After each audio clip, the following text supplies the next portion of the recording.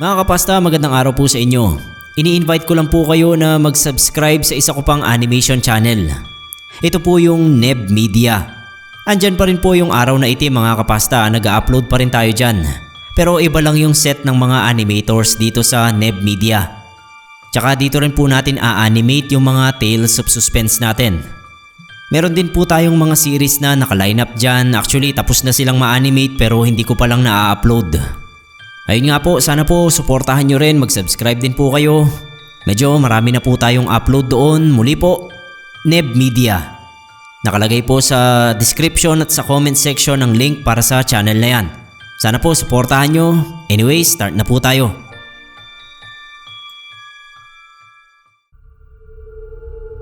Dabong po ang tawag sa akin ng mga nakakakilala sa akin, kapamilya at kaibigan.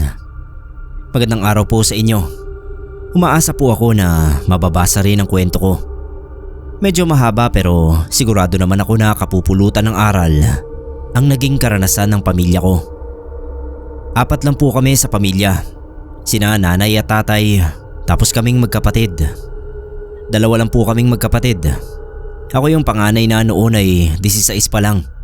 At ang bunso naming si Debbie ay 13. Ang nanay Isabel ko ang masasabi kong pinakamasipag sa pamilya namin. Mas masipag siya kaysa kay tatay pagdating sa mga gawaing bahay at sa trabaho sa bukid. Palibasa kasi ay may hika ang tatay ko. Kaya siguro iniiwasan din niya ang mapagod ng husto. Parehong mula sa wasak na pamilya sila nanay at tatay. Kaya iniingatan nila ang pamilya namin. Palagi silang nagdarasal tuwing gabi. At hindi rin nila nakakalimutan na magsimba kapag linggo. Kasama kaming magkapatid. Simpleng buhay lang, ayos na sa amin. Alam kong hindi naghahangad ng mga magulang namin ng karangyaan. Yung makaraos lang sa araw-araw ay sapat na.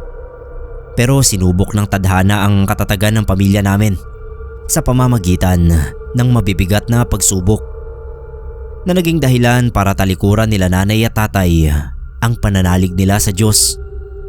Aminado po ako na maski ako ay dumating din sa punto na tinatanong ko yung sarili ko kung meron ba talagang Diyos. Ang unang pagsubok po na dumating sa amin noon na talaga namang napakabigat ay may kinalaman kay Debbie. Parating pa lang ang bagyo nun pero maulan na. Kaya sila nanay at tatay ay aligaga sa bukid. Hindi po namin pag-aari yung bukid. Bale, tauhan lang din sila dun. Pero sila talaga ang pinagkakatiwalaan ng may-ari. Ako naman naging abala sa pag-aayos ng bubungan at dingding namin. Inayos na kasi yun ni tatay nung tag-araw pa lang.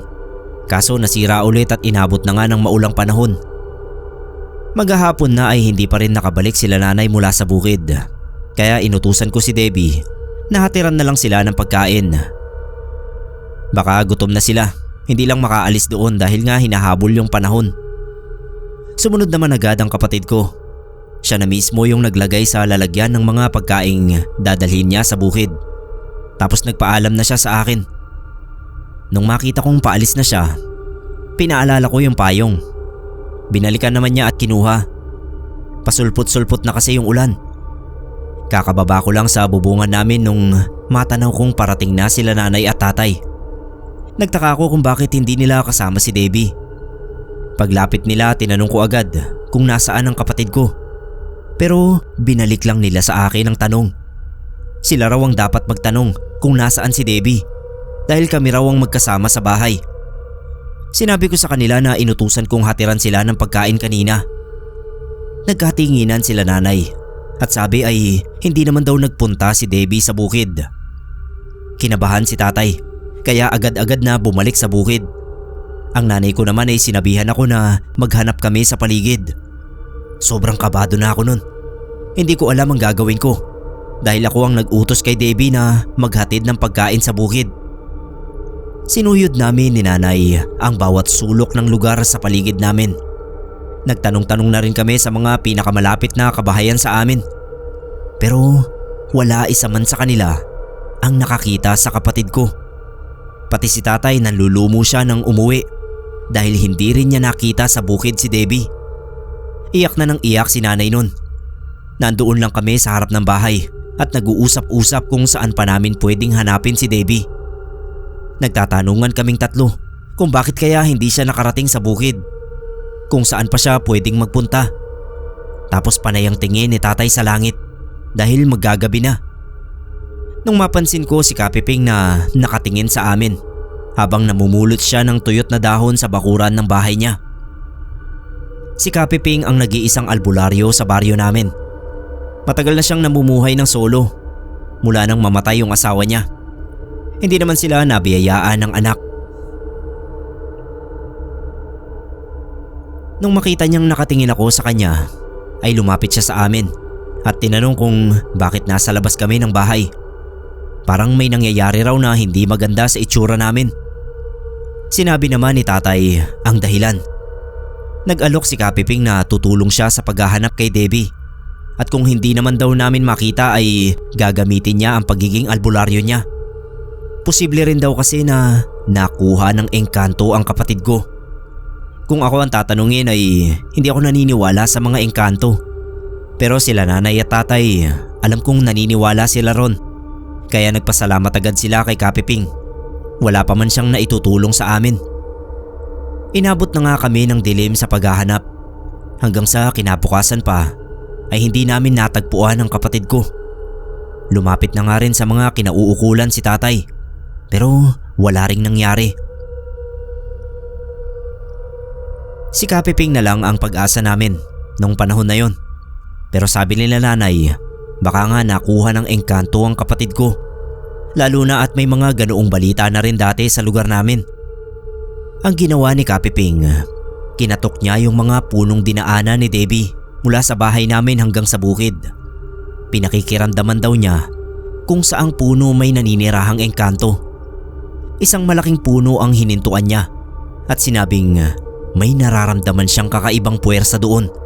Kaya doon siya nagsagawa ng pag-uorasyon. Isang tipikal na gawain ng albularyo. Mahigit 1 oras din habang kami ay nandoon lang at nanonood sa ginagawa niya. Kita ko yung takot sa mukha nila nanay at tatay. Pero umaliwalas ang mukha nila nang sabihin ni Kapiping na wag na raw kaming mag-alala. Bukas na bukas din ay babalik na si Debbie sa amin. Hindi kami makapaniwala na kinabukasan nga, maaga pa lang ay nakarinig na kami ng katok sa pinto. Ako yung nagbukas. Pagbukas ko ay bumungad sa akin si Debbie. Niyakap ko agad ng mahigpit. Ganoon din sila nanay at tatay. Tuwang-tuwa kami sa pagbabalik ng kapatid ko sa amin. Kaso lang, napansin namin yung pagkatulala niya. Pinatawag sa akin ni tatay si Kapiping para ibalitang bumalik na si Debbie. Agad naman siyang dumating at nang itanong namin kung bakit nakatulala si Debbie, aniya, natural lang daw ang pagkatulala ng isang bagong uwi mula sa mundo ng mga engkanto. Wag muna raw naming kakausapin si Debbie. Kusa raw babalik sa wisyo ang kapatid ko at magiging normal na uli ang lahat.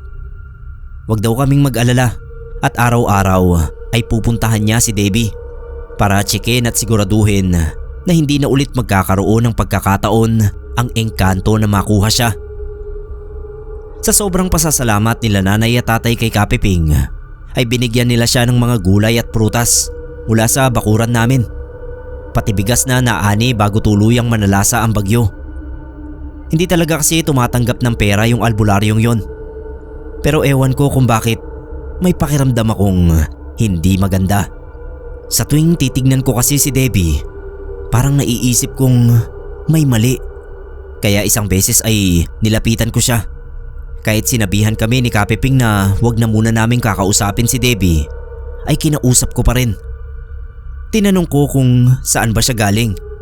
Kung totoo bang may engkantong kumuha sa kanya. Hindi siya sumagot. Nanatili lang siyang nakayuko. Hinawakan ko yung kamay niya at sinabi kong kapag handa na siyang magkwento, nandito lang ako. Handa akong makinig sa kanya kahit anong oras.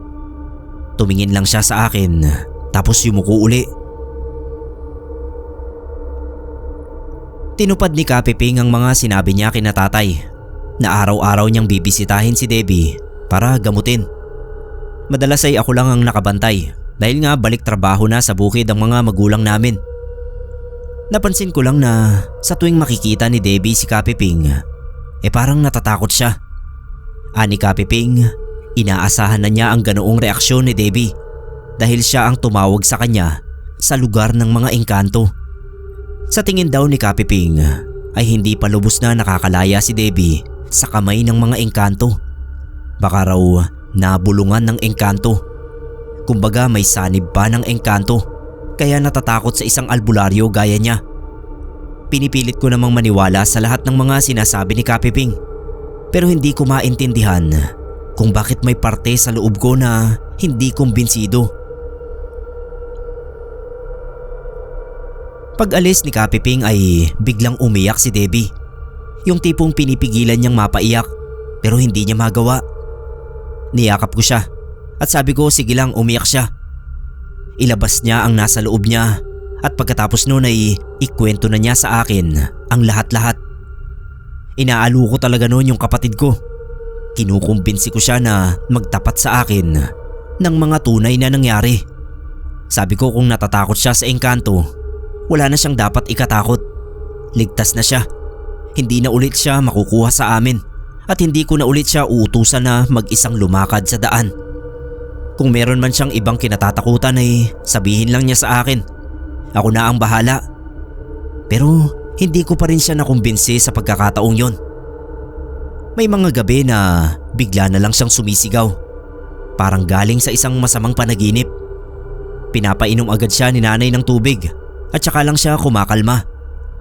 Isang beses naman ay bigla na lang siyang nagwala. Kaming dalawa lang noon sa bahay kaya nataranta ako. Matagal bago siya napakalma. Dahil sa mga nangyayari sa kapatid ko, pinuntahan ko yung puno. Yung sinasabi ni Kapiping na tahanan ng engkantong kumuha kay Debbie. Pinagsisipa ko yung puno. Pinagbumura ko yung engkanto at hinamon ko pa ng suntukan. 16 pa lang ako nun, kaya kung anong maisip kong gawin at sabihin, ginagawa ko talaga. May dala rin akong patalim nun, yung ginagamit ni nanay sa kusina. Pinagsasaksak ko yung puno. Galit na galit ako sa engkanto. Sabi ko pa, kung totoo siya edi magpakita siya sa akin. Pero napagod lang ako sa pang-aaway sa puno. May nakakita pa sa akin na kapitbahay namin. Medyo nahiya ako kaya tumigil na rin ako at naupo na lang sa ilalim ng punong yon. Wala naman akong nakuhang tugon o kahit konting pruweba. Paramdam man lang na meron ngang naninirahang engkanto ron. Nung kumalma na yung sarili ko, ay umalis na ako at umuwi sa amin. Pagdating ko sa amin, akala ko nawawala na naman si Debbie. Hindi ko kasi siya makita sa kwarto niya. Naging mabilis ang kilos ko sa paghahanap. Nakita ko siya sa banyo.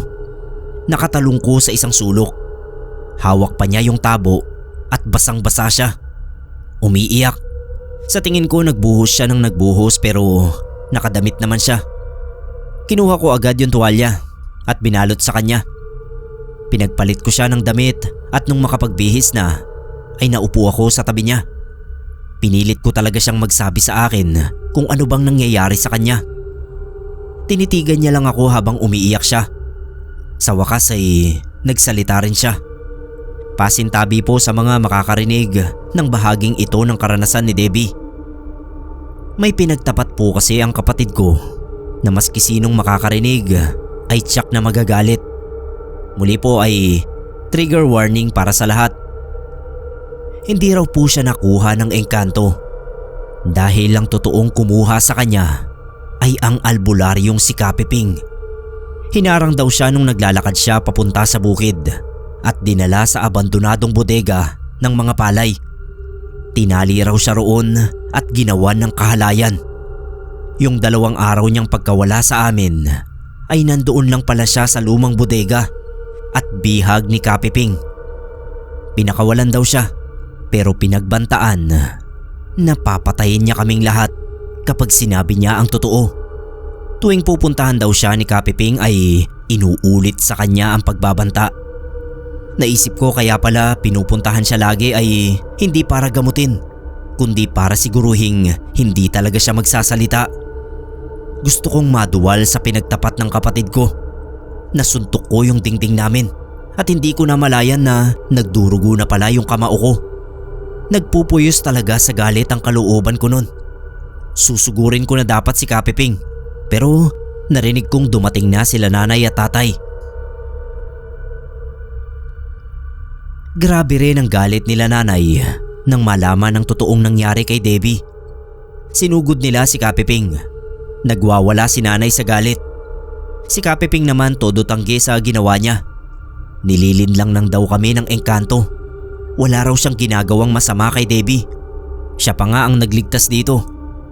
Ginagawa raw yun ng engkantong nakasanib kay Debbie para magalit kami sa kanya at nang sa gayon ay hindi na niya magamot si Debbie. Hindi naman ako naniwala, maski sila nanay. Si tatay sinumpong ng hika niya kaya kinailangan naming dalhin sa ospital sa bayan na malayo sa baryo namin. Kung hindi nagsasabi ng totoo ang kapatid ko, bakit umayos na kahit papano ang kilos niya? Hindi na gaya ng dati na halatang may nagpapahirap sa kalooban niya.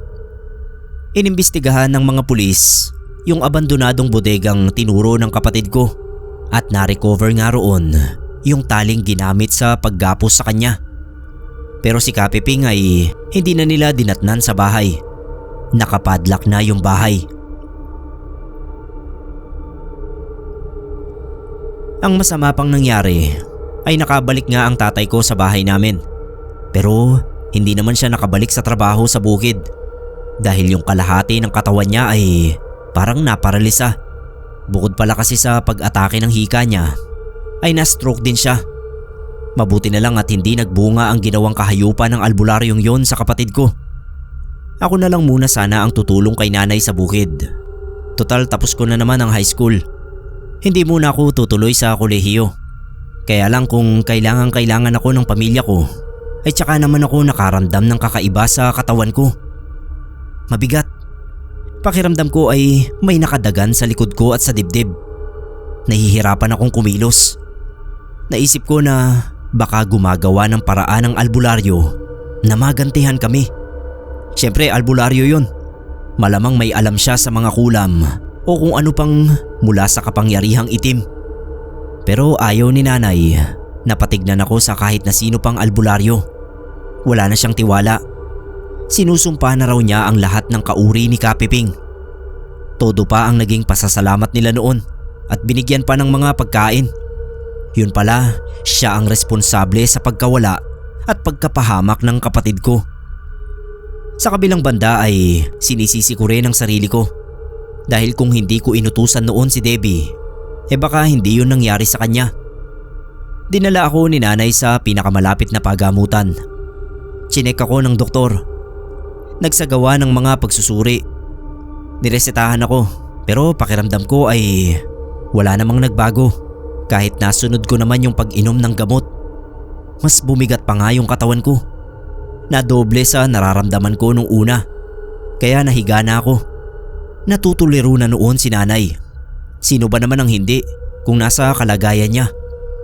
Si Debbie hindi pa masyadong nakaka-recover sa nangyari sa kanya. Si tatay na stroke. Tapos ako naman nakaratay pa sa banig. Kaya si nanay litong-lito talaga ang isip niya. Isang gabi narinig ko siyang nagdarasal ng paulit-ulit sa harap ng santo namin sa altar. Nasilip ko mula sa nakaawang na pinto ng kwarto ko kahit nakahiga ako. Pero maya-maya lang ay bigla niyang tinabig yung santo kaya nabasag yun nang bumagsak sa sahig. Kahit nang hihina ang katawan ko na namamanhid ay pinilit kong makagalaw para malapitan si nanay. Nagawa ko namang umupo pero nung tatayo na ako ay nawalan ako ng puwersa at napahiga na naman ako. Kaya habang nagwawala si nanay sa harap ng mga puon ay napapikit na lang ako at napaiyak. Sinubukan ko pa ring magdasal at humingi ng tulong sa Diyos dahil sa sitwasyon namin. Kaso sa halip na pakinggan ay mas lalo pang lumala ang sitwasyon namin nang dumating ang isang malakas na bagyo. Nasira yung mga pananim. Wala kaming mapagkunan ng kabuhayan noon. Tapos ganun pa ang kalagayan naming mag-aama. Isang kapitbahay ang nagsabi kay nanay na patignan ako sa albularyo.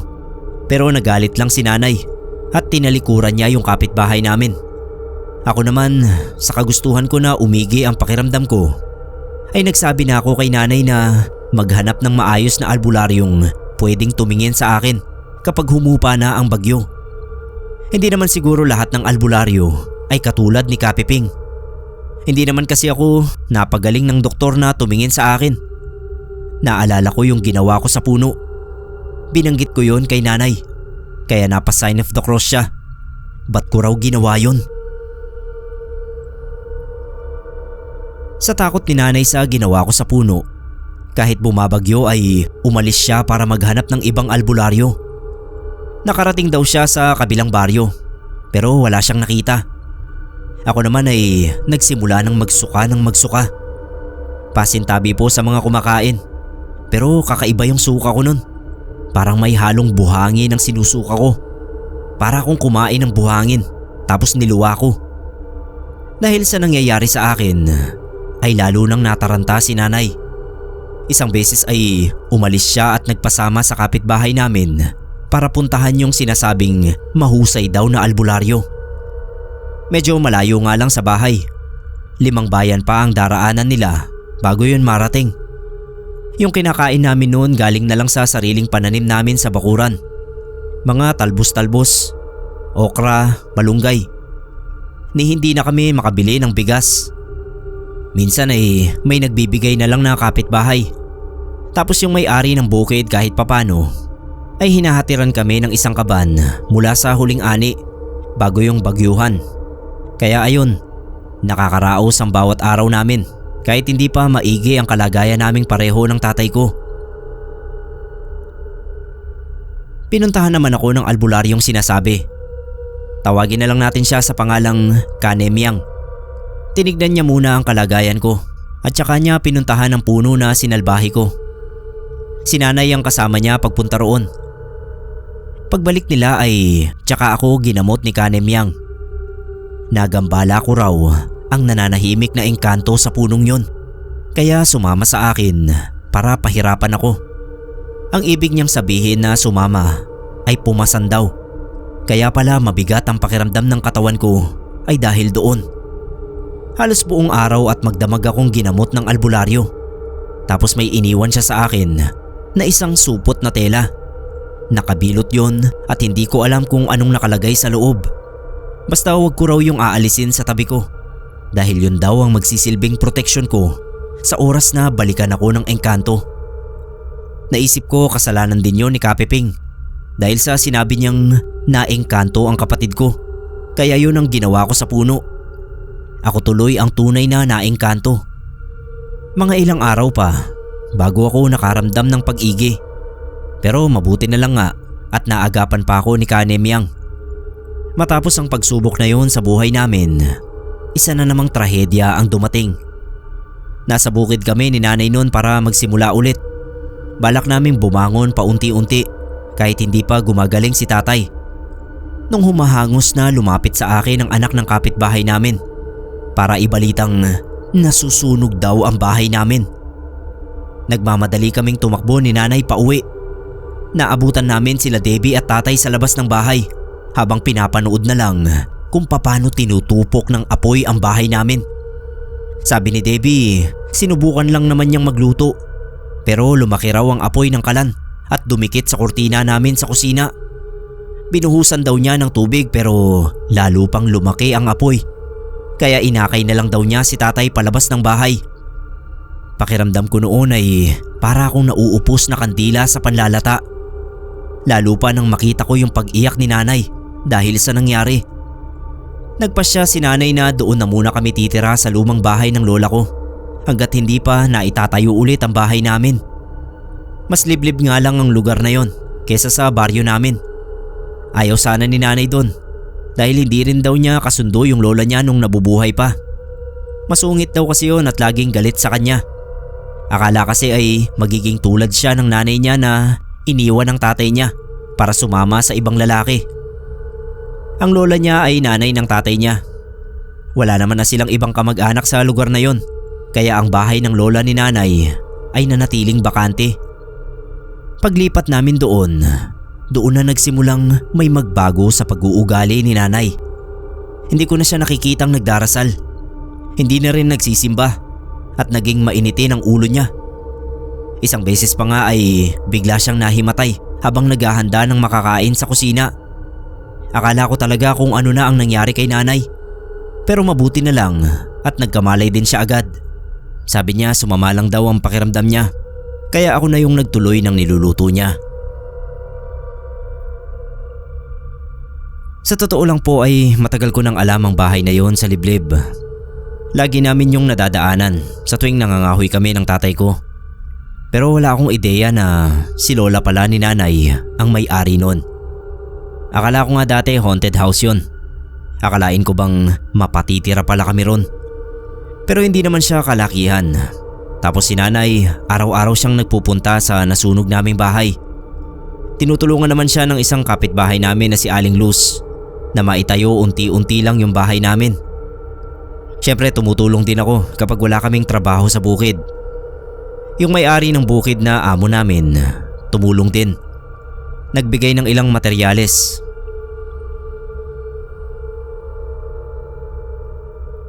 Isang beses ay binisita ako ni Kanemyang. May ginamot ulit kasi siya sa lugar namin. Kaya dinaanan na rin niya ako para makamusta. Kung hindi na raw ba ako ginagambala ng engkanto. Sabi ko awa ng Diyos, hindi na po. Nilibot niya yung tingin sa bahay na yon. Naalaman nga pala niya mula sa kapitbahay namin na doon kami tumira pansamantala habang ginagawa pa yung nasunog naming bahay. Nakita ko yung pag-aalala sa mukha niya. Mabigat daw ang pakiramdam niya sa bahay na yon. Nasa labas pa lang siya ay ramdam na niya yung negatibong enerhiya. Lalo na raw nung pumasok siya sa loob. Kailangan daw naming makaalis sa bahay na yon sa lalong madaling panahon. Natakot ako sa sinabi ni Kanemyang. Parang pareho rin naman kami ng pakiramdam. Kasi iba nga rin yung pakiramdam ko roon. Para bang pakiwari ko, hindi lang kami ang nasa loob ng bahay na yon. Parang may iba pa kaming kasama. Tapos lagi rin akong nananaginip ng masama mula nang lumipat kami roon. Hindi ko nga lang nabanggit yon kay Kanemyang. Dahil sa sinabi ni Kanemyang ay minadali na namin na ipatayo ulit yung bahay namin. Pero hindi ko na sinabi kay nanay ang tungkol sa sinabi ng albularya dahil ayoko nang dagdagan pa yung alalahanin niya. Nung araw bago kami umalis sa bahay ng lola ni nanay, habang sinasara ko na yung gate noon ay may nakita akong matandang babae sa itaas ng bintana. Tingin ko pa nga ay nakatawa. Kinilabutan ako. Nakita kong nakatingala din doon si Debbie. Tinanong ko siya kung nakita rin ba niya yon. Tumango lang siya. Tapos sumunod na siya kila nanay sa tricycle. Umalis na rin ako. Inisip ko na baka multo ng lola ni nanay yung nakita ko. Buti na lang paalis na kami ron nung magpakita siya. Dahil kung doon pa kami nakatira at nakita ko yung multo niya, ewan ko lang kung makapagbanyo pa ako ng mag-isa. Nung makauwi na kami sa bahay namin, pakiramdam ko wala na yung dating maayos naming pamilya. Ang nakakagulat pa, hindi na naglagay ng altar si nanay sa bahay. Ayaw na niya na may altar kami at mga santo. Habang naghahapunan kami, sabi niya mula ngayon, wala na raw kaming ibang iisipin kundi ang mga sarili namin. Kung paano kami mabubuhay. Yun lang daw at wala nang iba. Wag na raw kaming umasa na tutulungan pa kami ng Diyos. Sinaway naman siya ni tatay. Sabi ni tatay kilabutan daw si nanay sa mga pinagsasabi niya. Tinignan lang siya ni nanay ng masama. Tapos galit na tumayo si nanay. Hindi na kumain. Pumasok na lang sa kwarto nila ni tatay. Naramdaman kong may mali. Yun din ang pakiramdam ko noon nung inakala naming naengkanto ang kapatid ko. Alam ko na kapag kinutuban ako ay may dahilan. Sinundan ko ng tingin si nanay sa saradong silid nila. Naisip ko na parang hindi na siya ang nanay ko. Tapos noon makaraan ng ilang araw ay may dalawang lalaking dumating sa bahay. Mga taga roon din sa amin. Pero medyo malayo na ang bahay nila sa amin. Layo-layo rin kasi yung mga kabahayan sa baryo. Gusto raw nilang makausap si tatay, kaya pinapasok ko. Pumasok ako sa kwarto namin ni Debbie. Naging dalawa na lang kasi yung kwarto namin na dati ay tag-isa kami. tapos yung kila nanay. Pero nung maitayo ulit ang bahay namin, 2 silid na lang. Isa kila nanay at isa sa aming magkapatid. Habang nasa kwarto ako, nakatayo lang ako sa pintuan. Pinapakinggan ko yung sinasabi ng 2 lalaki kay tatay. Kinukumbinsi nila siya na sumapi sa samahan nila. Tutulungan daw nila si tatay na tuluyang gumaling mula sa pagkakastroke at bibigyan pa nila ng puhunan pang kabuhayan para makabawi na raw kami sa mga nangyari sa amin. Hindi ko alam kung nagiging negatibong tao lang talaga ako, pero hindi rin maganda ang kutob ko sa alok ng 2 lalaki. Tinanggap ni tatay ang alok. Masaya pa niyang binalita kay nanay. Pero si nanay naman parang walang pakialam. Wala siyang sinabi tungkol doon. Kung ang dating ugali ni nanay ang pagbabasihan ko, tsak na sasabihan niya si tatay na pag-isipan muna yung mabuti. O kaya sasabihan niyang mag-ingat. Sunod nun, lagi nang binibisita ng 2 lalaki si tatay sa bahay namin. Hinihilot-hilot nila. Minamasahe yung katawan para daw umigi na. Nanatiling walang pakialam si nanay. Hanggang sa tuluyan na ngang gumaling si tatay ay wala pa rin siyang pakialam. Hindi man lang yata siya natuwa na umayos na ang lagay ni tatay. Akala ko naman ay makakatulong na namin si tatay sa bukid dahil umayos na ulit ang katawan niya. Pasasalamatan ko na sana yung 2 lalaki. Pero hindi eh. Mula nang gumaling si tatay ay lagi na nilang sinusundo para isama sa samahan daw nila. Si tatay naman siguro dahil may utang na loob siya sa 2, kaya lagi nga siyang sumasama sa kanila. Hindi ko alam kung saan sila nagpupunta, kung saan yung samahan na sinasabi.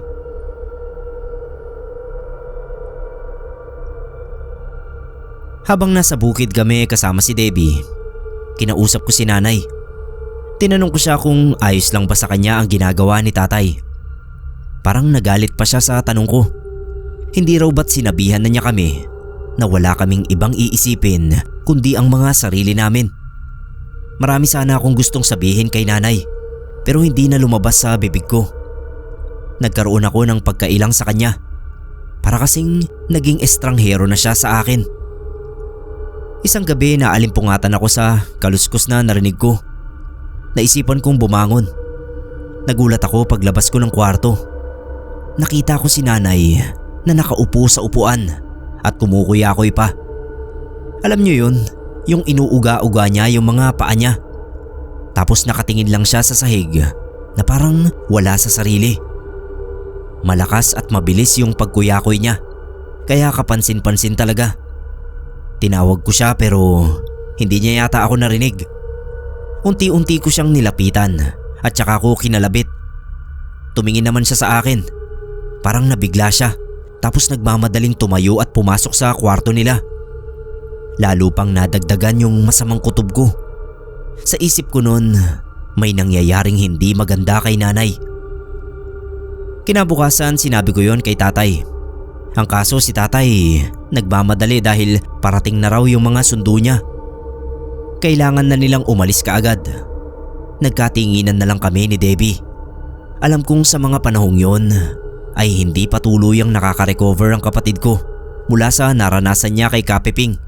Kasi hindi pa rin siya masyadong nagsasalita gaya ng dati kahit na kumikilos na siya ng normal. Hindi ko na alam kung anong nangyayari sa pamilya namin. May mali pero hindi ko pa matukoy kung ano. Nung sumunod na araw nga birthday ko na. 17 na ako nun. Pero wala isa man sa kanila ang nakaalala. Ang ginawa ko, mag-isa na lang akong nagpunta sa simbahan. Pinagdasal ko yung pamilya ko na sana bumalik na sa dati ang lahat. Yung simple kaming namumuhay ng sama-sama. At hindi yung ngayon na pakiramdam ko nagkaroon kami ng kanya-kanyang mundo. Wala nang pakialaman sa mga nangyayari sa bawat isa. Si Debbie lagi pa ring tahimik. Si nanay nagbago ng ugali at may mga gawaing nakakatakot. Si tatay naman wala nang inisip kundi yung samahan. Hindi ko na talaga alam ang gagawin ko nun. Isang beses, naisipan kong sundan si tatay doon sa pinupuntahan nila ng 2 lalaki. Noon ko natuklasan na ang samahan na yon ay para palang isang kulto. Pagdating doon sa isang bakanting lote na nilagyan lang ng mga upuan at isang mahabang mesa, ay nagpapalit silang lahat ng damit. Nagsusuot sila ng itim na bestida, maski lalaki nakabestida, at sumasamba sa isang bungo na may nakatirik na itim na kandila sa gitna. Narinig kong yun daw ang magbibigay ng kaginhawahan sa mga buhay nila. Lahat sila nakayuko noon. Nagtatakbo ako papunta kay nanay na nasa bukid ng mga oras na yon. Sinabi ko yung nakita ko. Ang sabi ko kay nanay, iligtas namin si tatay. Baka kasi kung anong mangyari sa kanya. Alam ko na hindi mabuti ang mga kulto. Hindi sila naniniwala sa Diyos. Nakatingin lang sa akin si nanay habang nagsasalita ako, at nang matapos akong magsalita ay bigla na lang niya akong sinakal. At sabi niya, hindi ba't sinabihan na raw niya ako na sarili ko lang ang intindihin ko. Hayaan ko raw ang tatay ko sa mga gusto niyang gawin at wag na raw akong maniwala sa Diyos dahil wala talagang Diyos. Gawa-gawa lang daw yun ng mga taong malikot ang pag-iisip. Ang dami pang sinabi ni nanay nun na hindi ko mapaniwala ang lalabas sa bibig niya. Pero hindi ko na maintindihan ang mga pinagsasabi niya dahil hindi na ako makahinga sa pagkakasakal niya sa akin. Binitawan lang niya ako nung may makita siyang paparating na isa pang magbubukid. Nang bitawan niya ako, nagkandaubo ako. Pero siya ay bumalik lang sa gawain sa bukid na parang walang nangyari. Parang wala siyang ginawa sa aking masama. Sunod na gabi ay bigla ko na lang napanaginipan ang lola ni nanay.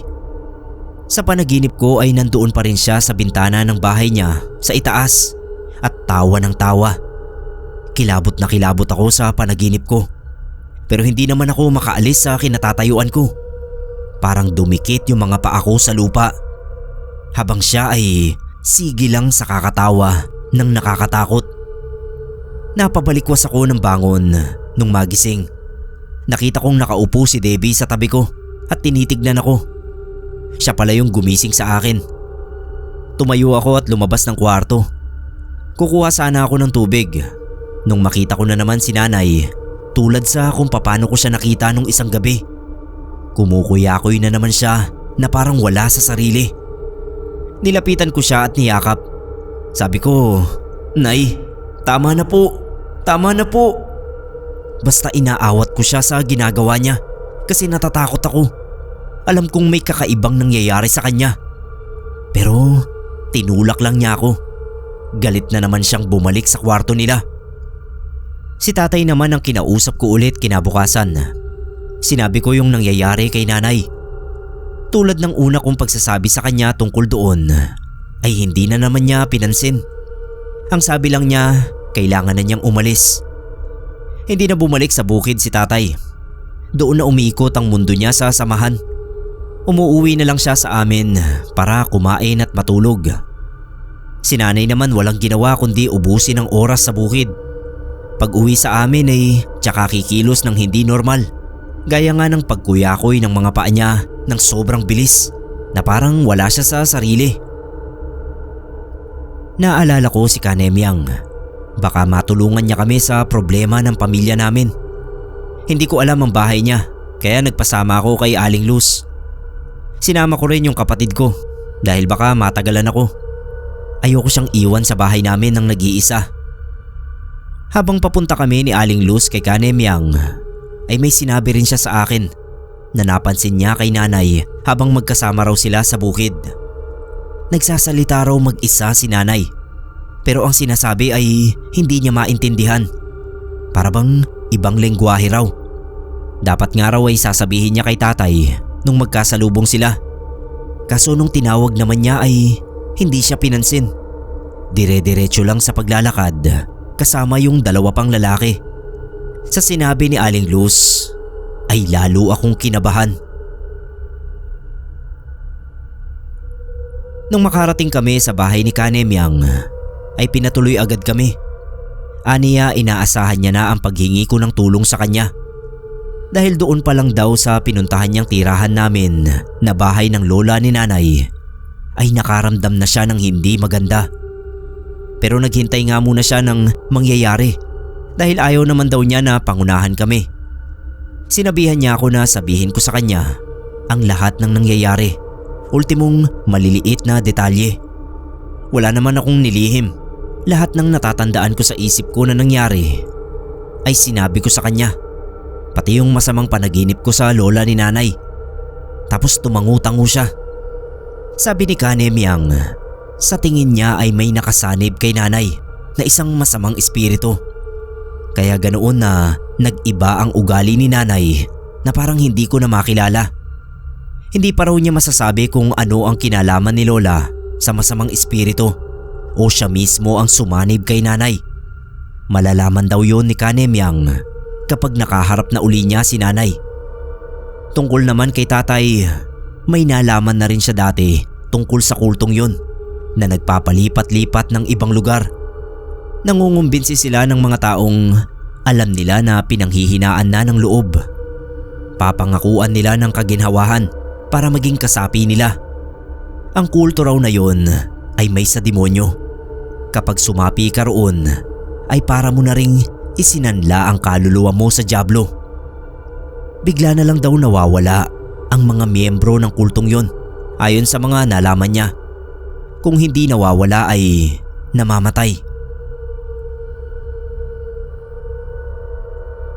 Kung ganoon, pareho palang nasa panganib ang mga magulang ko. Nagkatinginan na lang kami ni Debbie. Nakita kong natakot din siya sa mga narinig niya.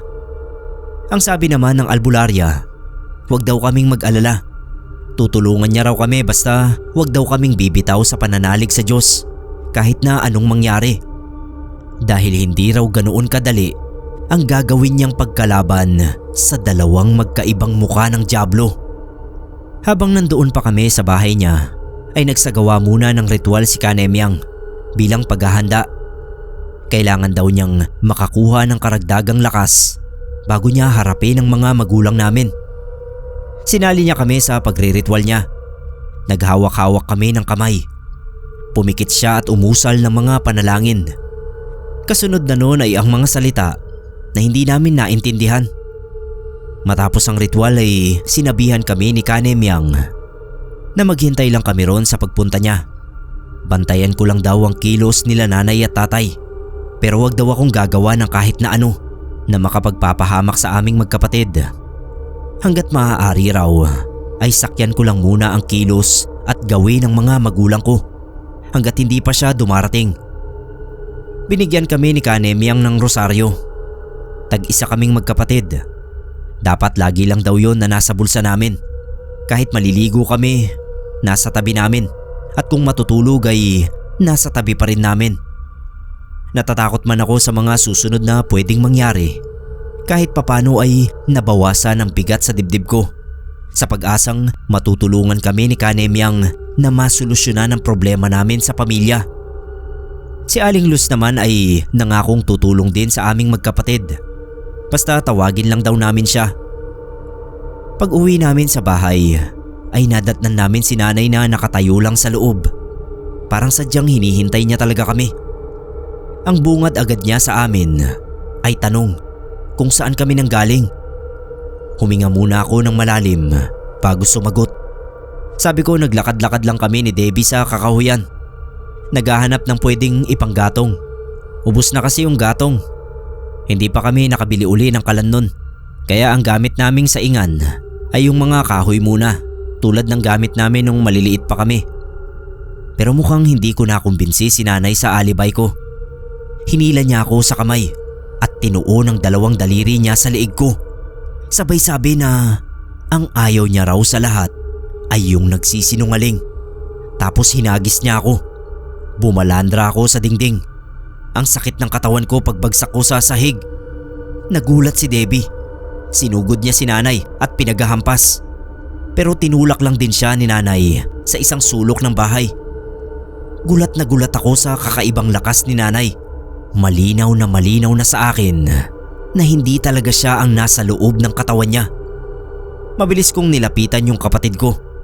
Hinila ko siya at tatakbo sana kami palabas ng bahay. Pero biglang sumara yung pinto. Kahit hindi pa nakalapit doon si nanay. Malakas na puwersa ng hangin ang nagsara. Habang si nanay ay nanatiling nakatayo sa gitna ng bahay at matalim ang mga matang nakatingin sa amin. Sinabihan niya kaming pumasok sa loob ng kwarto. Nanginginig kami pareho ni Debbie sa takot pero wala kaming magawa. Dahan-dahan kaming humakbang papunta sa kwarto namin. Hindi ko pa man nahahawakan ng pinto para isara yun ay kusa ng sumara ng padabog. Hindi kami pinalabas ni nanay sa silid, ni hindi pinakain hanggang gabi, kaya si Debbie nakatalungko na lang sa isang sulok. Hawak ang tiyan niya dahil gutom na. Sa tuwing tatangkain ko namang buksan yung pinto, hindi ko mabuksan. Kinandado yata ni nanay sa labas. Kinalampag ko yung pinto. Tinawag ko si nanay at nagmakaawang palabasin kaming magkapatid dahil nagugutom na kami. Pero wala akong nakuhang tugon mula sa kanya. Parang wala nga siya roon kasi wala akong naririnig kahit konting kaluskos. Wala namang bintana yung kwarto namin para madaanan namin palabas. Dinukot ko yung rosaryo sa bulsa ko. Sabi ko kay Debbie, magdasal kami. Umiling siya. Ayaw daw niya. Nagtaka ako. Anong ayaw? Hindi ka ako pwede. Kailangan naming magdasal. Ang ginawa ko, ako na mismo ang dumakot sa rosaryo niya sa bulsa at pilit kong nilagay sa kamay niya. Pinaalala ko sa kanya ang bilin ni Kanemyang na kailangan ay hindi kami bumitaw sa pananalig sa Diyos. Napilitan si Debbie na hawakan yung rosaryo. Kabisado ko pa naman ang pagro-rosaryo dahil nabanggit ko nga sa inyo kanina na madasali ng mga magulang ko dati. Lagi silang nagdarasal tuwing gabi at palasimba rin. Kaya kaming mga anak ay naturuan din nila sa pagdarasal at paggamit ng rosaryo. Bigla ko tuloy natanong sa isip ko kung bakit nangyayari ngayon sa kanila ang ganitong pagsubok. Gayong sa tingin ko ay hindi naman sila nagkulang sa pananalig sa Diyos o sadyang sinusubukan lang ang katatagan ng paniniwala namin sa itaas. Nasa kalagitnaan kami ng pagrorosaryo nung bigla kaming makarinig ng paghalakhak.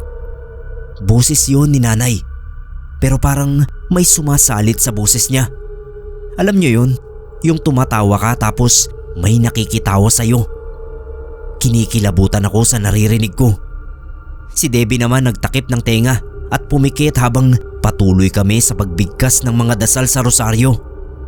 Patuloy lang din yung humahalakhak na boses. Pakiramdam ko nga pinagtatawanan kami. Nananayo tuloy yung balahibo ko. Tapos bigla na lang nagsisigaw si Debbie. Pinitawan niya yung rosaryo. Hindi na yata nakayanan ng naririnig niya. Pilit ko naman siyang pinakalma. Tinakpan ko yung bibig niya at sinabi kong huwag magpapadaig sa takot. Pero sigaw pa rin siya ng sigaw. Hindi ko na tuloy alam ang gagawin ko. Natataranta na rin ako. Parang gusto ko na lang ding magsisigaw. Gusto kong sabayan na lang ang pagsigaw ng kapatid ko. Pero buti na lang din at nagawa ko pa rin kontrolin ang sarili ko sa ganoong sitwasyon. Humigpit yung kapit ko sa rosaryo at pinagpatuloy ko pa rin ang pagdarasal. Kahit patuloy kong naririnig yung paghalakhak at patuloy din ang kapatid ko sa pagsigaw. Nakakatuliro sa isip. Pilit ko na lang tinitibayan ang loob ko nun. Inaalala ko sa isip si Kanemyang na tutulong sa amin at si Aling Luz. Alam kong matutulungan din niya kami. Maya-maya ay narinig kong tumigil na yung paghalakhak ni nanay. Kaya yung kapatid ko ay unti-unti na ring huminahon. Nilagay ko uli yung rosaryo sa kamay niya. Narinig ko na noon yung boses ni tatay. Dumating na siya. Hinanap niya kami kay nanay. Sabi niya asa ng mga bata. Sinagot naman ni nanay na nasa kwarto na nila, nagpapahinga. Tapos noon ay wala na akong narinig na usapan nila. Sinubukan ko ulit na tumayo at katukin ang pinto habang tinatawag ko sila nanay at tatay. Pero isa man sa kanila ay walang tumugon sa akin. Sa liit ng bahay namin, imposible naman na hindi nila ako marinig. Tinigil ko na yung pagkatok ko. Naupo ako sa tabi ni Debbie. Sumandal siya sa balikat ko hanggang sa makatulog. Ako naman ay nakatulog na rin. Natulog kaming nakaupo lang sa sahig ng silid. Nagising na lang ako sa tilaok ng mga manok. Pagmulat ng mga mata ko ay nakita kong nakabukas na ang pintuan ng kwarto namin. Ginising ko si Debbie pero inaantok pa raw siya kaya lumipat lang siya sa higaan. Ako naman ay lumabas ng kwarto. Sinilip ko sila nanay at tatay sa silid nila pero wala na sila ron. Wala sila sa loob ng bahay. Siguro ay nasa bukid na si nanay at si tatay naman ay nandoon na ulit sa samahan nila ng kulto. Nung araw ding yon ay umasa akong darating na si Kanemyang para tulungan kami. Siya na lang ang nakikita kong pag-asa namin na makakagamot kila nanay at tatay. Hindi muna ako nagpunta ng bukid. Kaming dalawa ng kapatid ko na natili lang kami sa loob ng bahay at naghihintay. Mga bandang tanghali nang kumatok sa amin si Aling Luz. Inihatid niya sa amin ang malungkot na balita. Sinugod daw sa ospital si Kanemyang ng anak niya dahil nahirapang huminga. Nanghina ako sa balitang yon. Siyempre nag-alala ako para kay Kanemyang. Pero mas nag-alala ako para sa pamilya ko. Paano na kami? Paano pa niya kami matutulungan kung kahit siya mismo ay nasa peligro na? Sabi ni Aling Luz, subukan ko naman daw na lumapit sa pare. Pero wag daw akong mag-alala. Maghahanap pa rin siya ng ibang albularyo na pwedeng makatulong sa amin. Pansamantala ay puntahan ko muna raw ang pare sa bayan. Baka matulungan kami. Kaming dalawa ni Debbie ang nagpunta sa pare. Kinausap naman niya kami. Kaya lang hindi raw siya nagsasagawa ng pagpapalayas ng dyablo. Hindi raw yun basta-basta. May mga pari raw na sadyang gumagawa ng ganoon. May kakilala naman daw siya pero nasa seminar pa. Naawa naman yung pari sa aming magkapatid. Kaya sumama pa rin siya sa amin para kilalanin sila nanay at tatay at para makita na rin ang sitwasyon. Pagdating ni nanay sa bahay, napakunot noo siya nung datnan niya yung pare.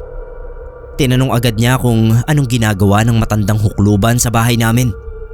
Medyo matanda na rin kasi yung pare. Sabi ko ipapabless ko lang yung bahay namin para mawala yung malas. Hindi ko sinabi kay nanay na sila ang gusto kong ipabless. Hinarap naman ni nanay yung pare at nakipag-usap siya rito ng maayos. Ako naman ang napakunot ng noo. Kasi sobrang ayos talaga ng pakikipag-usap ni nanay sa pare. Parang ang bait-bait niya. Yung tipong parang wala siyang ginagawang masama sa amin. Narinig ko pang sinabi niya sa pare na ang totoo raw ay ang asawa niya ang may problema. Kaya lang sa tingin niya, dala lang daw ng sunod-sunod na hindi magandang pangyayari sa buhay namin. Kaya naging ganoon. Laging mainit ang ulo at nasasaktan pa nga raw ang mga bata. Sinabi rin ni nanay na siya na ang bahala sa asawa niya. Tatawagin na lang ulit ang pare kapag nagkaroon pa ng mas malalang problema. Sabi ng pare, wag nang hintayin pang lumala ng husto ang problema. Hinawakan niya yung kamay ni nanay at sinabihan na magbalik loob sa Diyos nang sa gayon ay matapos na ang problema. Pagtalikod ng pare, nung palabas na ng bahay, ay tumalim ang tingin ni nanay sa kanya. Tapos lumipat ang tingin ni nanay sa akin. Gusto ko sanang habulin yung pare para sabihing nagpapanggap lang ang masamang espiritu sa loob ni nanay. Pero hindi ko nagawa sa takot ko kay nanay. Nagmamadali na lang akong pumasok sa kwarto namin ni Debbie. Si tatay naman ay hindi umuwi nung araw na yon hanggang lumipas ang magdamag. Kaya hindi ko maiwasan na mag-alala para sa kanya. Naalala ko yung sinabi ni Kanemyang na ang mga miyembro ng kultong yon ay bigla na lang nangangawala, isa-isa. Kung hindi raw nawawala ay namamatay. Hindi tuloy ako mapakali. Lumabas ako para tignan kung nakaalis na ba si nanay, kung nasa bukid na ba. Nagulat ako nung makita kong nasa loob pa siya ng kwarto nila. Nakaupo sa papag at nagkukuyakoy na naman ng mga paa niya. Mabilis ulit na gumagalaw ang mga paa niya. Nilapitan ko siya at pilit na pinahinto. Sabi ko paglabanan niya yon. Paglabanan niya ang sumasanib sa kanya, kung sino mang masamang espiritu yon. Pero wala siyang pakialam sa sinasabi ko. Parang hindi niya ako naririnig. Tuloy lang siya sa ginagawa niya. Niyakap ko si nanay. Tapos nagdasal ako ng nagdasal sa isip. Naaalala ko yung rosaryo sa bulsa ko. Nilagay ko yon sa kamay ng nanay ko. Ganun na lang yung pagkabigla ko. Nung paglagay ko nun sa kamay niya, biglang nagkalas-kalas yung mga beads ng rosaryo at nangahulog sa sahig. Napaatras ako. Lumabas na lang ako ng silid.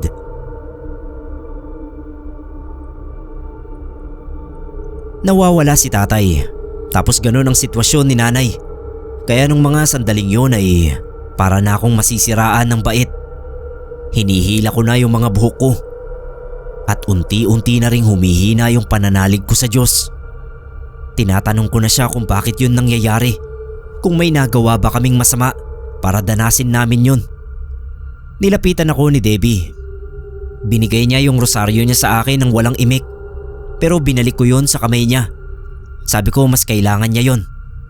Naiiyak na lang ako. Mga bandang tanghali ay lumabas ako ng bahay. Binilinan ko si Debbie na wag lalabas at bantayan lang si nanay. Pupuntahan ko lang si Aling Luz para magpatulong sa paghahanap kay tatay. Pumayag naman si Aling Luz. Naghiwalay kami sa paghahanap. Ang pinuntahan ko ay yung lugar na pinuntahan nila tatay at nung dalawang lalaki nung sinundan ko sila. Doon sa bakanting lote kung saan sila nagsasagawa ng ritual. Pero tulad ng inaasahan ko, wala na akong dinatnan. Wala na yung lamesa at mga upuan. Wala kahit konting bakas na may kultong nagsagawa ng ritual doon. Bakanting lote na lang talaga siya na napapalibutan ng mga ligaw na halaman. Sabi ko sa sarili ko, naloko na. Baka tapos na ang misyon nila sa lugar namin. Nakapag-recruit na sila ng marami, kaya umalis na sila. At posibleng sinama nila sa pag-alis ang tatay ko. Lalo pang nadagdagan ang problema ko sa isiping yon. Nung pabalik na ako sa amin, hindi ko inaasahan ng taong makakasalubong ko. Isang tao na dapat ay nakakulong na. Si Kapiping. Pero hindi ko alam kung bakit nagagawa pa niyang magpagala-gala. Pareho kaming huminto sa paglalakad. Masama ang tingin ko sa kanya. Pero siya parang may gusto siyang sabihin. Hanggang sa hindi na nga siya nakatiis. Sabi niya handa na raw siyang pagbayaran ang nagawa niyang mali sa pamilya namin dahil inuusig siya ng konsensya niya. Pero bago siya sumuko sa mga pulis, gusto muna niyang matulungan kami sa problema namin. Nabalitaan niya raw ang nangyayari sa amin. Hindi naman agad ako nagtiwala sa sinabi niya. Pakiramdam ko noon ay gusto na naman niyang samantalahin ang pagkakataon. Lalo na at lugmok ngayon sa nakakatakot na sitwasyon ng pamilya ko. Taas noo kong sinabi sa kanya na hindi namin kailangan ng tulong niya. Hindi namin siya kailangan dahil ang gusto namin ay makulong siya. At doon niya pagbayaran sa likod ng rehas ang nagawa niyang kasalanan sa kapatid ko. Siya kako ang dahilan kung bakit nagkaganito ang pamilya namin. Nagpupumilit pa rin siya. Hinabol niya ako sa paglalakad nang talikuran ko na siya. Sabi niya gagawin niya ang lahat para mapagbayaran ang kasalanan niya. Pero hindi ko na pinakinggan ang sinabi niya. Umalis na ako. Sinabi ko kay Aling Luz ang pagkikita namin ni Kapiping. Aniya hindi naman daw sa nakikialam siya. Siyempre raw nasa amin ang simpatya niya. Pero baka nga raw si Kapiping lang din ang makakatulong sa amin para labanan ng masamang espiritu na nakasanib kay nanay. At baka matulungan din niya kami sa pagkawala ni tatay. Sa pagkakaalam daw kasi ni Aling Luz ay may alam din si Kapiping tungkol sa mga kulto. Dahil dati raw naging leader ng isang kulto ang ama ni Kapiping. Sa mga sinabi ni Aling Luz ay napaisip din ako. Desperado na rin kasi akong mapagaling si nanay. Pero hindi talaga ako makapagdesisyon nun kung tatanggapin ko ba ang alok na tulong ni Kapiping o hindi na lang.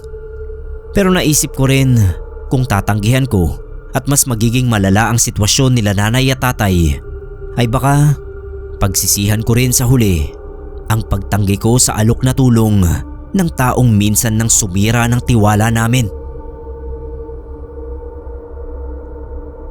Pag-uwi ko ng bahay, nadatnan ko si Debbie na umiiyak sa pintuan. Si nanay daw kasi. Tumakbo ako papasok sa kwarto nila nanay. Nabigla ako sa nakita ko. Nakabagsak ang ulo ni nanay. Tumutulo yung laway niya habang patuloy pa rin sa pagkuyakoy yung mga paa niya. Tapos panay ang kamot niya sa mga balat niya. Namumula at nasusugatan na nga yung ibang parte. Sinubukan ko siyang pigilan. Pero ang lakas ng puwersa ng kamay at paa niya. Hindi ko magawang pigilan yung ginagawa niya.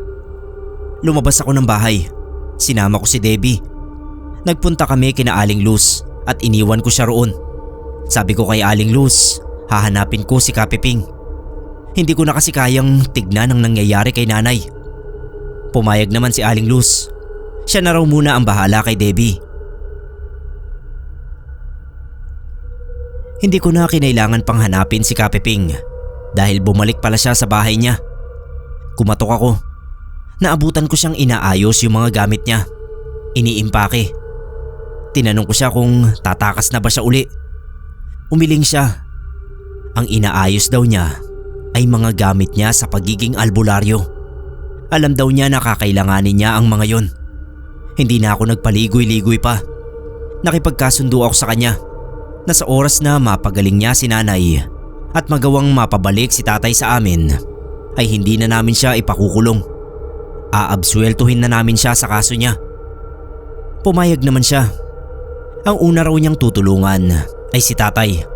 Tatawagin niya ang kaluluwa ni tatay na nahihimlay dahil sa hipnotismo ng kulto.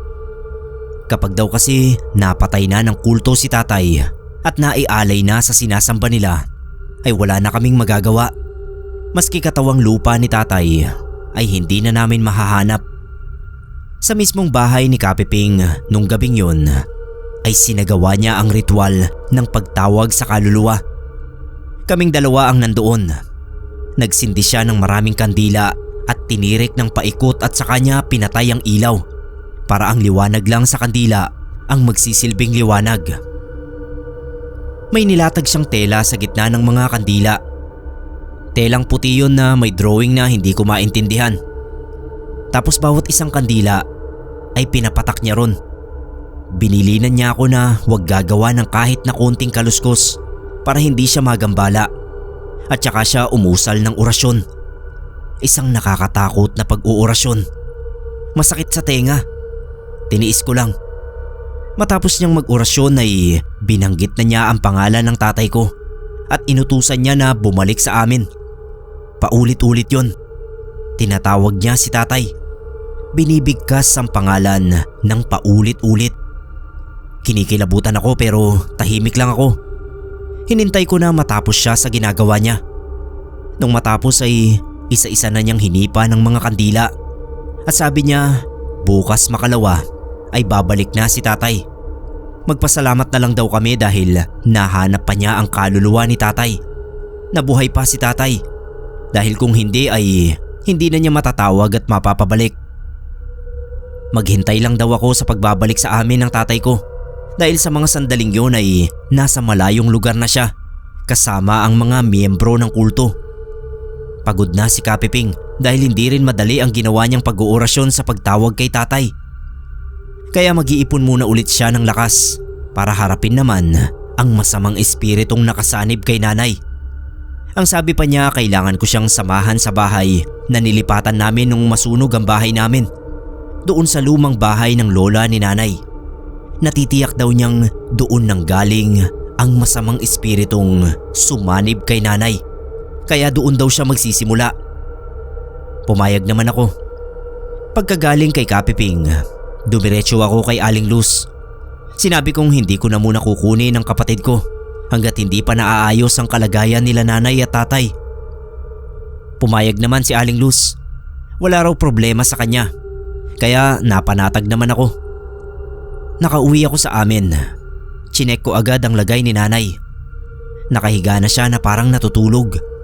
Hindi ko alam kung natutulog nga siya. Basta nakahiga siya at nakapikit. pakiramdam ko nung gabing yon ay pagod na pagod ako. Kaya nilatag ko na rin yung katawan ko sa papag namin. Madali akong nakatulog.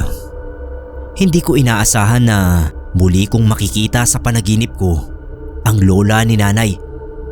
Nanlilisik yung mga mata niyang nakatingin sa akin habang nakatayo sa pintuan ng kwarto. Tapos dahan-dahan siyang lumapit sa akin. Mabagal yung mga hakbang niya. Pero bawat hakbang niya ay nagbibigay yun ng sobrang takot sa akin. Nanginig yung mga kalamnan ko nung tuluyan siyang makalapit sa akin. Ewan ko kung bakit hindi ko nagawang tumakbo. Siguro ganun talaga sa panaginip. Hindi mo magagawa ang gusto mo. Dahil hindi nga ako makagalaw kaya nagawa niya akong sakalin. Nanayo yung mga balahibo ko sa sobrang nerbiyos nung unti-unti akong mahirapan sa paghinga. Naninikip na yung dibdib ko. Nagdasal na lang ako. Yun na lang ang pinanghahawakan ko para makaligtas pa sa bangungot na yon.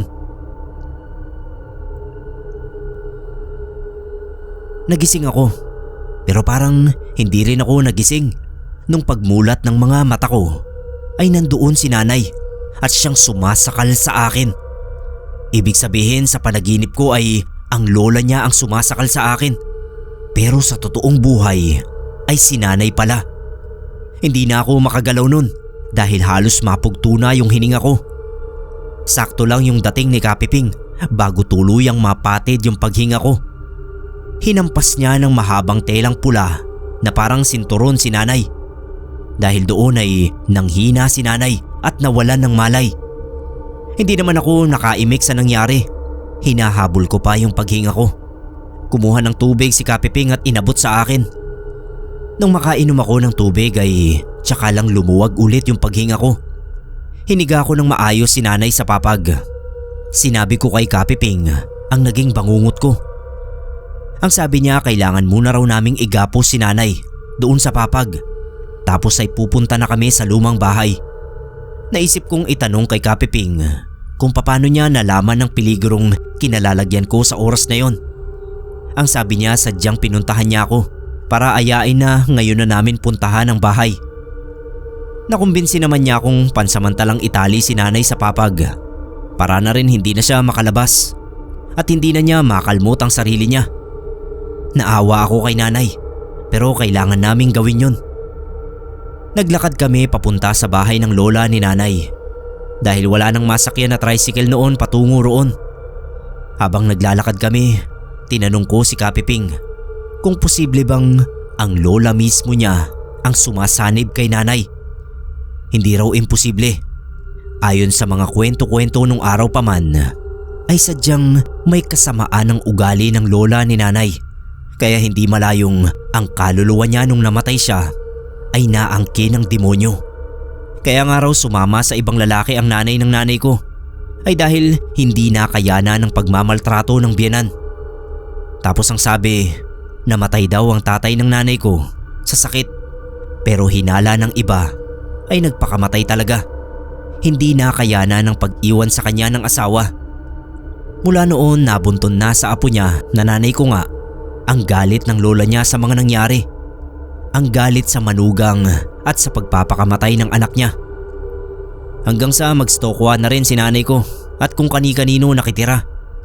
Tapos ang lola naman niya ay nabalitaan na lang na natagpo ang walang buhay sa silid.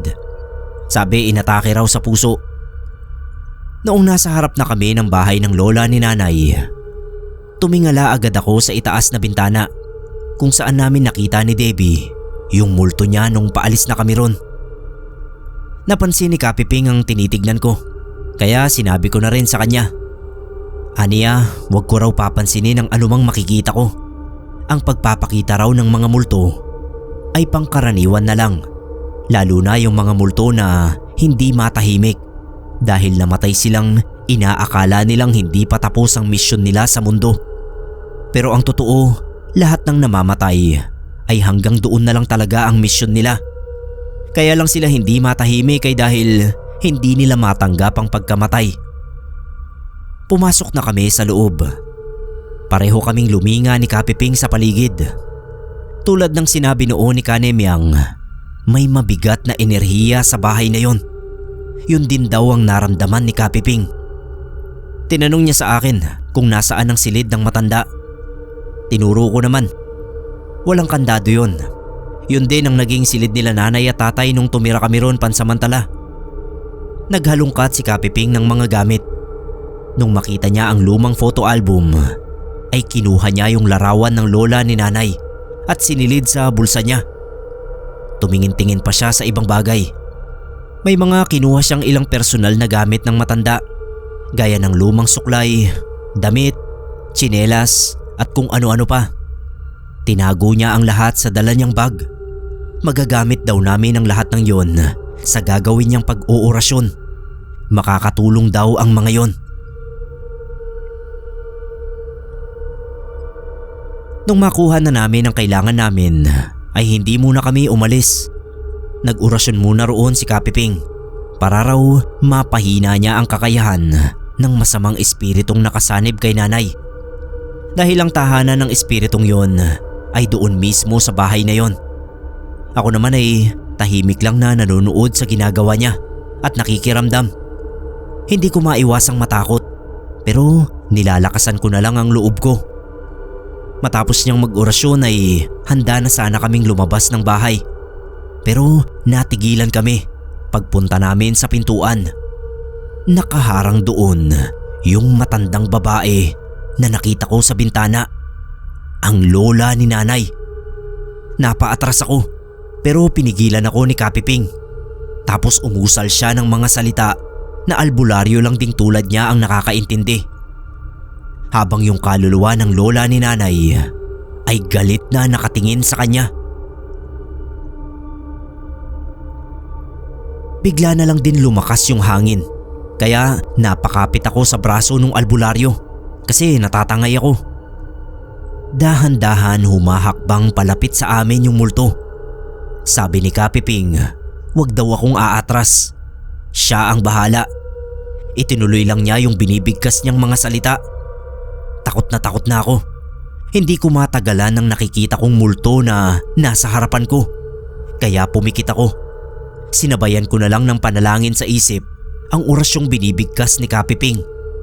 Maya-maya ay naramdaman kong nawala na yung hangin at sinabihan na niya ako na dumilat na. Pagdilat ko nga ay wala na yung multo. Luminga-linga pa ako. Tapos nagmamadali na kaming lumabas ng bahay na yon at bumalik na sa bahay namin. Kailangan daw na maunahan namin ang masamang espiritu. Sabi ni Kapiping, kumpirmado na niya na ang kaluluwa ng lola ni nanay ang sumasanib sa kanya. Pagdating sa bahay ay nadatnan namin na gising na si nanay. Nakadilat lang siya at nakatulala. Agad nilabas ni Kapiping mula sa bag niya yung mga nakuhang gamit sa lumang bahay. Naglatag siya ng puting tela sa harapan mismo ng papag na hinihigaan ni nanay. Doon din niya nilagay lahat ng gamit, pati yung larawan ng lola ni nanay. Pinatong niya yun sa ibabaw ng mga gamit. Tapos nagsindi siya ng 2 kandila, isang itim at isang puti. Tinirik niya yun sa magkabilang bahagi ng mga gamit. May nilabas din siyang abo mula sa bag. Sinaboy niya sa mga gamit at saka niya inumpisahan ang pag-oorasyon. Pero hindi pa man siya nakailang segundo ay biglang namatay yung apoy ng mga kandila na parang may umihip. Sinindihan niya ulit yon, pero may umihip ulit. Sabay kaming napatingin kay nanay na siya palang umiihip mula sa pagkakahiga. Kung paano nakakaabot ang pag-ihip niya sa mga kandila ay hindi ko na alam. Tumawa siya nang mapatingin kami sa kanya. Katulad nung tawa niya nung ikulong niya kami sa silid. Parang may sumasalit na ibang boses. Naisip ko na ang boses na sumasalit sa tawa ng nanay ko ay boses ng lola niya. Binulungan ako ni Kapiping. Natakpan ko ang bibig ni nanay. Ganun nga yung ginawa ko. Nagpupumiglas si nanay pero tinatagan ko yung pagtakip sa bibig niya para hindi niya mahipan yung kandila at maisagawa ni Kapiping ang dapat niyang gawin. Nakapagpatuloy na sa pag-oorasyon si Kapiping. Nung sisindihan na niya yung mga gamit ay biglang nanikip yung dibdib niya. Hinagis niya sa akin yung posporo. Nakuha ko naman ang ibig niyang sabihin na ako na ang gumawa ng pagsindi. Nanginginig yung mga kamay ko sa pagmamadali na magawa yon. Nilipad pa nga ng hangin yung larawan ng lola ni nanay habang nagliliyab na yung ibang gamit. Si Kapiping naman ay patuloy na hinahawakan yung dibdib niya, tapos ang liig niya na parang may sumasakal talaga sa kanya. Nakita niya yung paglipad ng larawan. Sa kabila ng mahirap na sitwasyon niya ay sinenyas niya sa akin na kunin ko yung larawan. Kaya hinabol ko yung larawan na yon na nilipad-lipad ng hangin, tapos binalik ko sa apoy. Pagtingin ko kay Kapiping ay nakahandusay na siya sa sahig. Nasa ibabaw niya yung multo ng lola ni nanay, pero mukhang nanghihina na rin yung multo. Kasabay ng pagkatupok ng mga gamit niya kasama ang larawan niya, ang tuluyan din niyang pagbagsak. Dahan-dahan siyang naging abo na sumama sa hangin. Tapos yung apoy sa mga gamit niya ay kusang namatay, pati yung apoy sa 2 kandila. Yun na yung huling orasyon na nagawa ni Mang Piping dahil hindi na siya nakaligtas.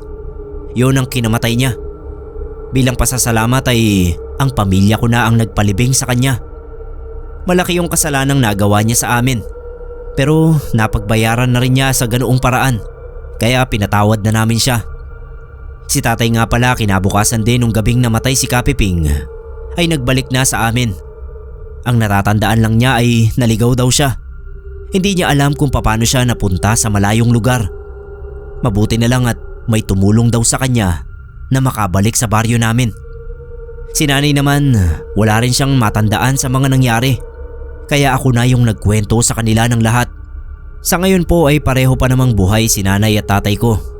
Nagbalik loob sa Diyos ang pamilya naming minsang nawalan ng pananalig. Si Debbie ay nagkaroon ng sariling pamilya at ako naman ay isa na pong ganap na pastor sa lugar namin. Palagi kong kinukwento sa mga tao yung naging karanasan ng pamilya namin para magbigay din ng aral sa kanila at tibay ng pananalig sa Diyos kahit pa sa panahon na akala mo wala nang kapag-apag-asa.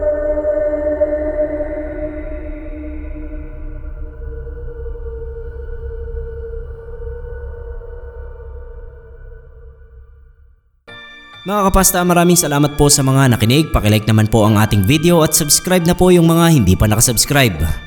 Mabilis ang shoutout lang po. Pa-shoutout po Sir Neb sa Dizon family, Lyle Dizon, Justin Dizon at sa anak ko na si Lara Dizon. Na fan mo, 7 years old pa lang siya ngayon. Uy, salamat po. Pinapabati po yan ni Ma'am Justine. So shoutout po sa Dizon family, especially kay Lara Dizon ng Taytay Rizal. Anyways, yan lang po ang episode natin para sa araw na ito mga kapasta. Muli po, ako po si Neb Quero. Magandang gabi po sa inyong lahat.